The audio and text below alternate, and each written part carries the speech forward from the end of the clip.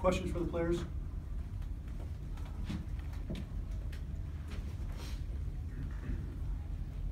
In the back?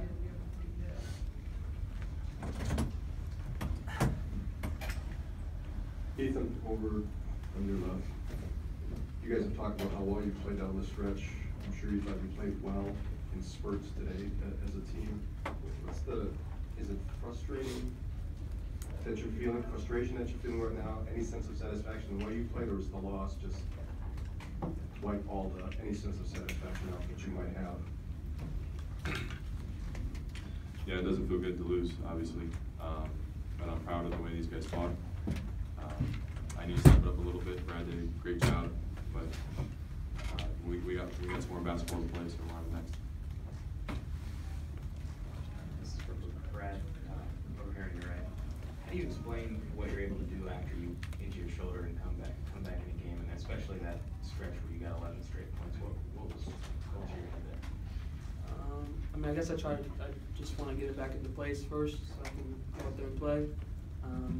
I love playing basketball, so whether it's a bruise or whatever it is, I usually try not to let anything hold me back. I'm just going out there and trying to win. So I just try not to really think about the pain or anything that goes along with it. Just go out there and play.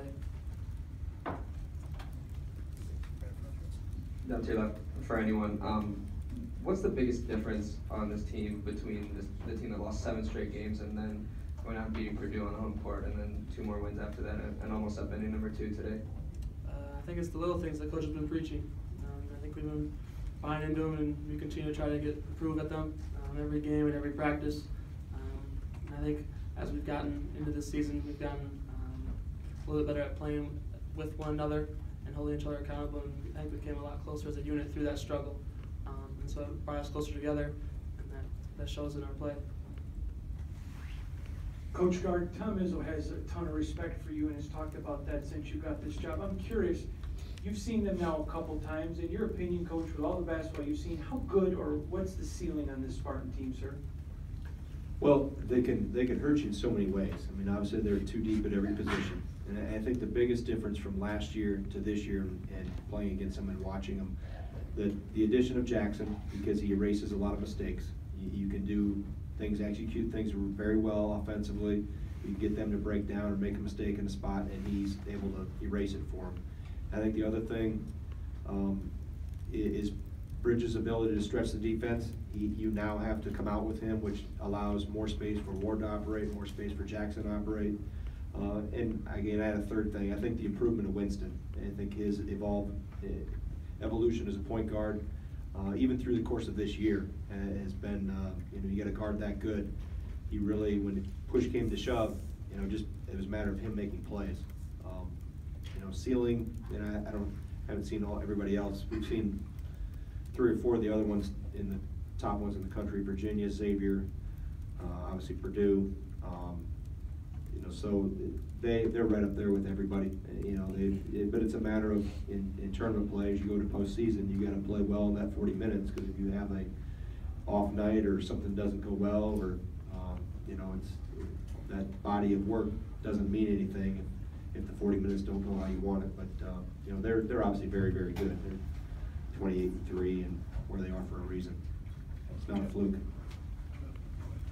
Greg, you guys are in position of 49-47 after making those 2 free throws.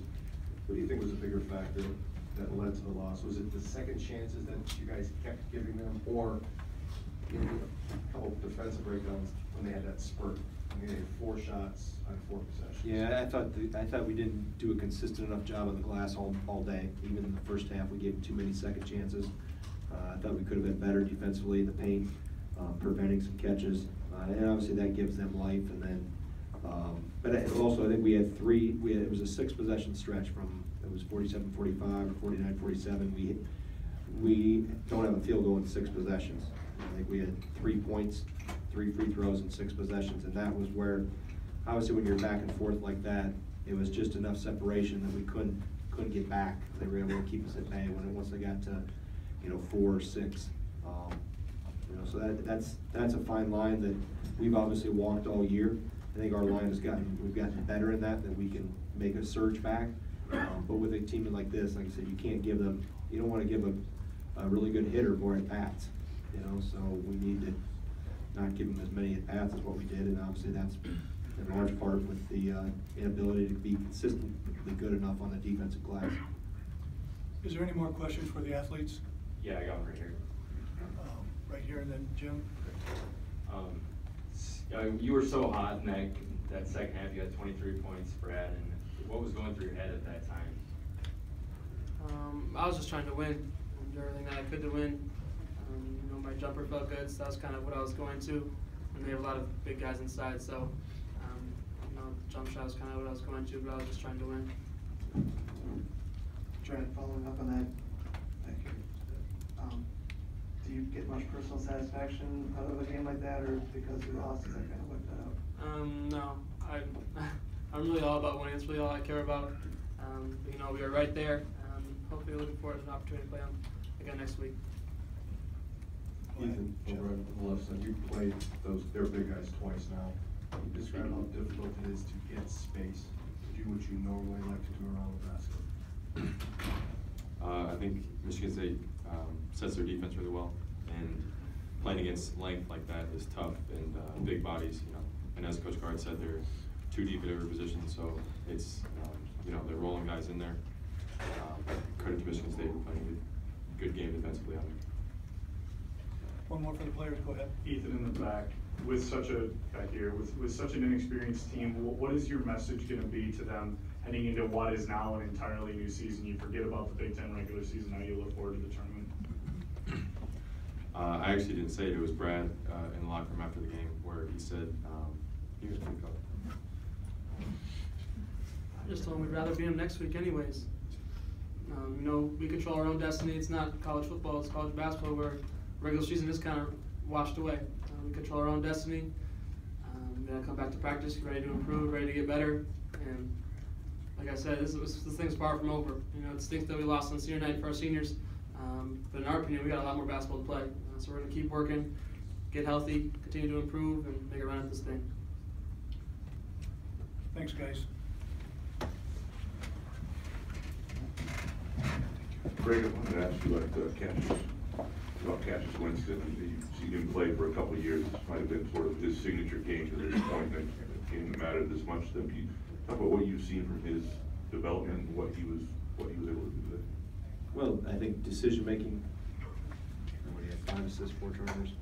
Yeah, decision-making has gotten better. His ability to make plays, obviously, has always been there with the ball, but the addition or the evolution, the improvement of three-point shooting, you know, now you got to stretch a little farther on him. You know, in ball screen situations, especially with Jackson as a big that they use in ball screens there in that latter part of the first or the second half, it stretches you because you got to pay attention to him, and then they got a big that can shoot the ball as well as what Jackson does.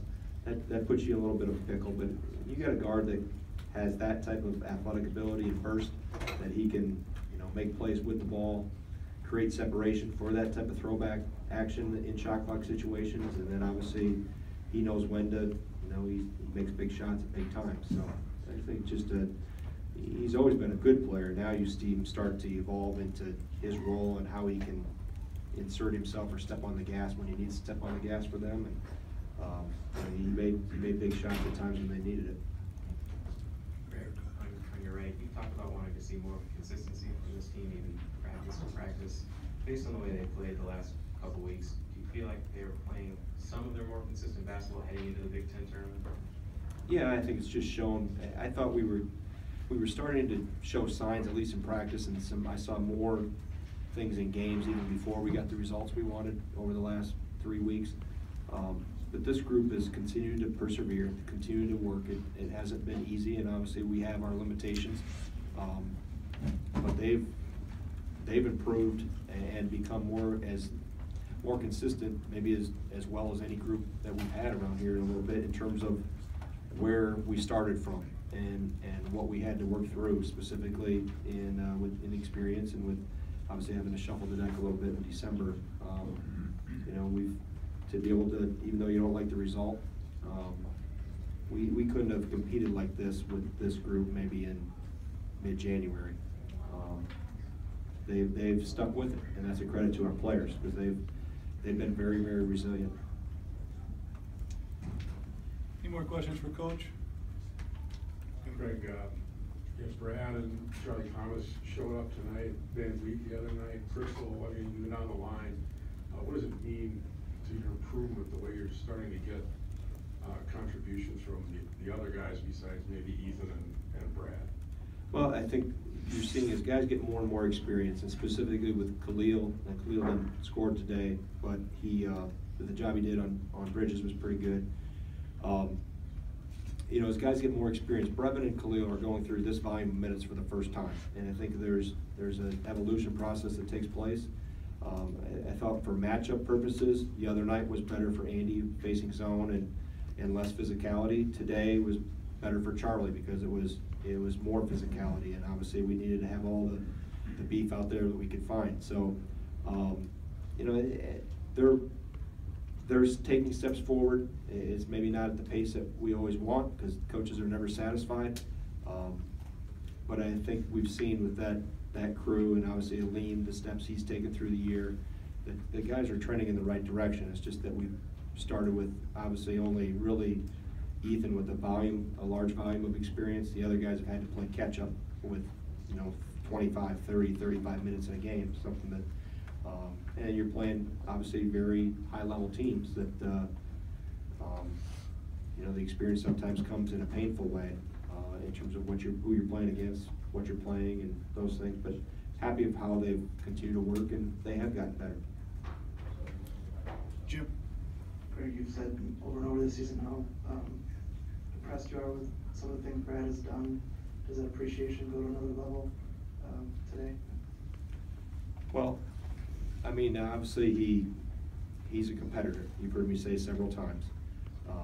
And, you know, for him to, I mean, he basically he ran by me to the scores table. And I guess he was good to go. The trainers didn't stop me from putting it in, so it just shows who he is. And like I said, his mentality and his approach and his competitiveness has become infectious. And I think that's part of the reason why we've surged here, is because of his